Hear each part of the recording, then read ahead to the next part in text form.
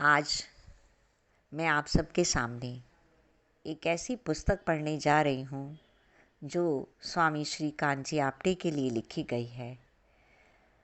ये अक्टूबर 1979 में प्रकाशित हुई और इसको लिखने वाले हैं प्रोफेसर शादीराम और इसके प्रकाशक थे श्री धीतराम जी, चेयरमैन वेद प्रचार भवन, आदर्श नगर, जालंधर। इस पुस्तक का नाम है आजीवन क्रांतिकारी श्री कांची आप्टे की अधूरी तथा अस्पष्ट कहानी। प्रथम पेज। आजीवन क्रांतिकारी श्री कांची आप्टे। प्रथम दर्शन की। 12 फरवरी का दिन था।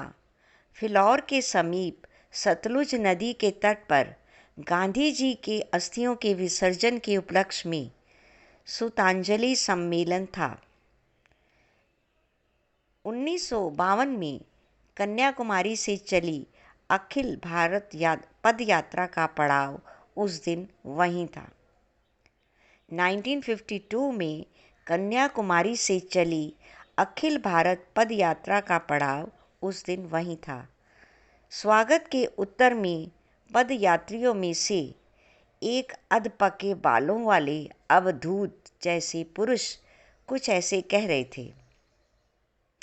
प्राचीन काल में मिस्र देश में किसी मंदिर में स्थापना के लिए ले जाई जा रही मूर्ति का वाहन गधा होता था और उसी मूर्ति यात्रा में मूर्ति के कारण रास्ते में गधे का भी खूब पूजन अर्चन होता था। एक दिन अपने ऊपर लदी किसी मूर्ति को मंदिर में पहुंचा चुकने पर मुक्त कर दिए गए गधे ने जब देखा कि अब उसे कोई पूछता तक नहीं था तो उसे लोगों पर क्रोध आया। घर आकर उसने अपनी माता के पास इस बात की शिकायत की तो माता ने कहा, बेटा, तुम्हारा पूजन अर्चन केवल उस मूर्ति के कारण था, तुम पर लदी थी, तुम में तो कोई विशेष गुण नहीं है। ऐसे ही आज हमारा यहाँ पर हो रहा आदर सत्कार तो गांधी और विनोबा के कारण है, जिनका नाम हमारे साथ लगा है। स्वयं हम में कोई विशेष बात नहीं है। बोलने में एक विशेष प्रतिभा थी। भाषा और शैली के सौंदर्य के कारण कही गई बात स्मरणीय हो गई। उस समय उस वक्ता से कोई परिचय न था। वर्षों तक ये दृष्टांत मस्तिष्क में घूमता रहा। कई जगह उद्धृत भी किया गया। 5-6 वर्ष बाद जब वही वक्ता पंजाब के वासी हो गए और उनसे मेल मिलाप बढ़ा तो हृदय पटल पर अंकित उस चित्र ने उन्हें पहचान लिया कि श्रीकांत आप्टे जी ही उस सम्मेलन के वे वक्ता थे। आगे लिखते हैं, सम्मोहक वृत्तत्व। सम्मोहक वृत्तत्व। ऋषि तुल्य आकृति, लंबी दाढ़ी, लंबे बिखरे सिर के बाल, अपने हाथ की कती श्वेत खाती का वेश, एक अद्भुत व्यक्तित्व, किसी संपर्क में आने वाले पर प्रभाव डालने वाला आपका विशेष गुण है। आपकी वृत्तत्व शक्ति। बात करते हो 20-50 लोगों की गोष्ठी में बोलते हो, बात करते हो या 20-50 लोगों की गोष्ठी में बोलते हो या किसी बड़ी सभा में भाषण देते हो, आपकी वक्तृता में एक सम्मोहन शक्ति होती है, एक जादू होता है। आपका उच्चारण कहीं कहीं मराठी पुट के साथ निहायत शुद्ध होता है। नपा तुला ठीक तराशा गया हर शब्द स्पष्ट होता है। बोलते समय किसी ठीक शब्द के इंतज़ार में आपको क्षण भर भी रुकना नहीं पड़ता। हर शब्द मानो अपनी बारी लेने के लिए नाटक के सजे धजे पात्र के समान तैयार मिलता है। आपके किसी शब्द को सुनकर शायद ही कभी ख्याल आता है कि फला शब्द इस जगह ज़्यादा अच्छा होता।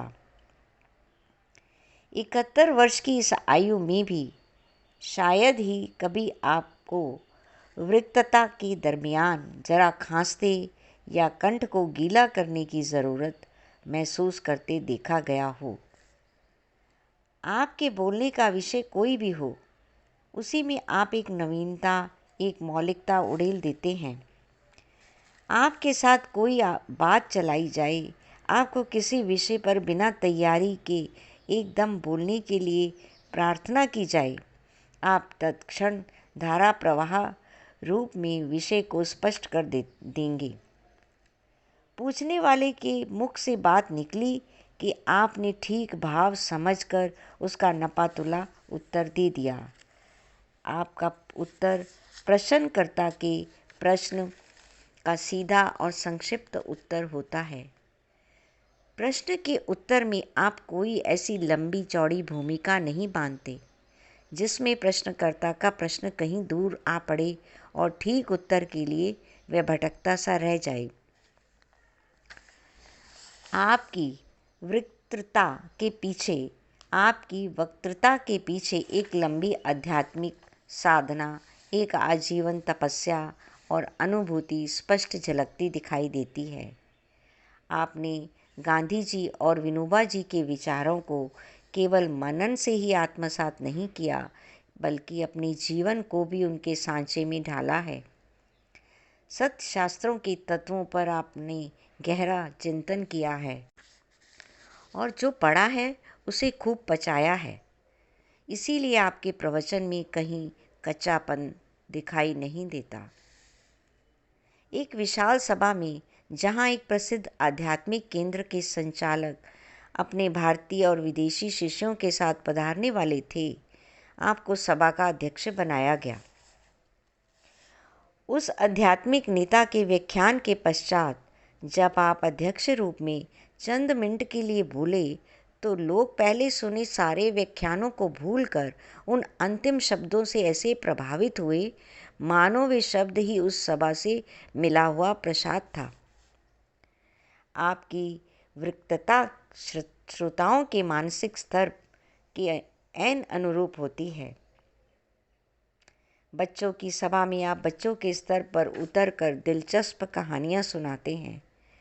विद्वानों की सभा में शास्त्रीय तत्वों पर प्रकाश डालते हैं और सर्वजनों के समारोह में भक्ति रस का प्रवाह बहाते हैं। आपको पहली बार देखने वाले कोई प्रिंसिपल महोदय अपने कॉलेज में आपका व्याख्यान कराने के बारे में जरा हिचकिचाते हैं, तो आपके व्याख्यान के पश्चात अगले व्याख्यान के लिए आग्रहपूर्वक तारीख मांगते हैं। व्याख्यान के आरंभ में यदि चंद उदंड युवक कुछ अशिष्टता का प्रदर्शन करते हैं, तो व्याख्यान के पश्चात वे ही आपके आगे नतमस्तक होकर आशीर्वाद मांगते हैं। जो कोई आपको एक बार सुन लेता है, वह दोबारा सुनने के लिए अक्सर की राह देखता रहता है।